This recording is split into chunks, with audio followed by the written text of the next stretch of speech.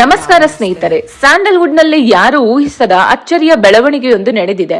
ಹೌದು, divine star Rishabh Shetty ಹೊಂಬಾಳೆ films ಮತ್ತು ವಿಜಯ್ ಕಿರಂಗಂದೂರು ಅವರನ್ನು ಇನ್ಸ್ಟಾಗ್ರಾಮ್ ನಲ್ಲಿ ಅನ್ಫಾಲೋ ಮಾಡಿರೋದು ಸಾಕಷ್ಟು ಕುತೂಹಲಕ್ಕೆ ಕಾರಣವಾಗಿದ್ದು, ರಿಷಬ್ ಶೆಟ್ಟಿ ಮತ್ತು ಹೊಂಬಾಳೆ ಫಿಲ್ಮ್ಸ್ ನಡುವೆ ಮನಸ್ತಾಪ ಉಂಟಾಗಿದ್ಯಾ ಅನ್ನೋ ಅನುಮಾನ ಕಾಡುತ್ತಿದೆ. ಇಲ್ಲಿ ಕೇವಲ ರಿಷಬ್ ಶೆಟ್ಟಿ ಮಾತ್ರವಲ್ಲದೆ ಅವರ ಪತ್ನಿ ಪ್ರಗತಿ ಶೆಟ್ಟಿ ಕೂಡ ಅನ್ಫಾಲೋ ಮಾಡಿದ್ದಾರೆ.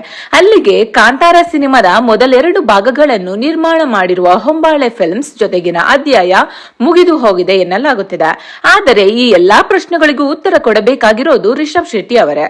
ಹಾಗಾಗಿ ರಿಷಬ್ ಶೆಟ್ಟಿ ಅವರ ಸ್ಪಷ್ಟನೆ ಸಿಗೋವರೆಗೂ ಸೋಷಿಯಲ್ ಮೀಡಿಯಾದಲ್ಲಿ ಒಂದಲ್ಲ ಒಂದು ಆಂಗಲ್ ನಲ್ಲಿ ಚರ್ಚೆಗಳು ನಡೆಯೋದಂತೂ ಸತ್ಯ.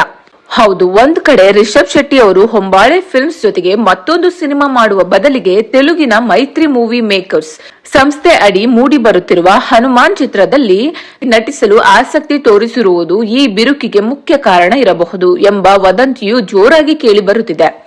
ಸರ್ಕಾರಿ ಹಿರಿಯ ಪ್ರಾಥಮಿಕ ಶಾಲೆಯಿಂದ ನಿರ್ಮಾಣ ಸಂಸ್ಥೆ ಶುರು ಮಾಡಿದ ರಿಷಬ್ ಆ ಬಳಿಕ ಹಲವು ಚಿತ್ರಗಳನ್ನು ತಮ್ಮ ಬ್ಯಾನರ್ ಮೂಲಕ ನಿರ್ಮಾಣ ಮಾಡಿದ್ದಾರೆ.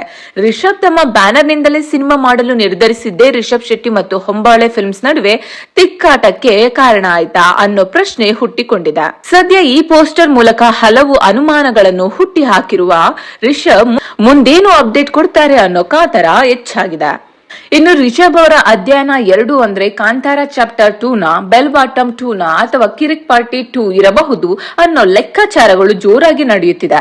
ಆದ್ರೆ ಏನೇ ಹೇಳಿ, ಬ್ಲಾಕ್ ಬಾಸ್ಟರ್ ಹಿಟ್ ಸಿನಿಮಾಗಳನ್ನು ಕೊಟ್ಟಿರುವ ಹೊಂಬಾಳೆ ಫಿಲ್ಮ್ ಸಂಸ್ಥೆ ಮತ್ತು ರಿಷಬ್ ಶೆಟ್ಟಿ ಸಮಸ್ಯೆ ಸಮಯ ಕಳೆದು ಹೋದಂತೆ ತಣ್ಣಗಾಗುತ್ತಾ, ಅಥವಾ ಇದು ಮುಂದುವರೆದು ಇನ್ನು ಮುಂದಿನ ದಿನಗಳಲ್ಲಿ ರಿಷಬ್ ಮತ್ತು ಹೊಂಬಾಳೆ ಫಿಲ್ಮ್ ಸಂಸ್ಥೆಯ ಸಿನಿಮಾವನ್ನು ನೋಡೋಕೆ ಸಾಧ್ಯ ಆಗಲ್ವಾ ಅನ್ನೋ ಬೇಸರ ಅಭಿಮಾನಿಗಳದ್ದು.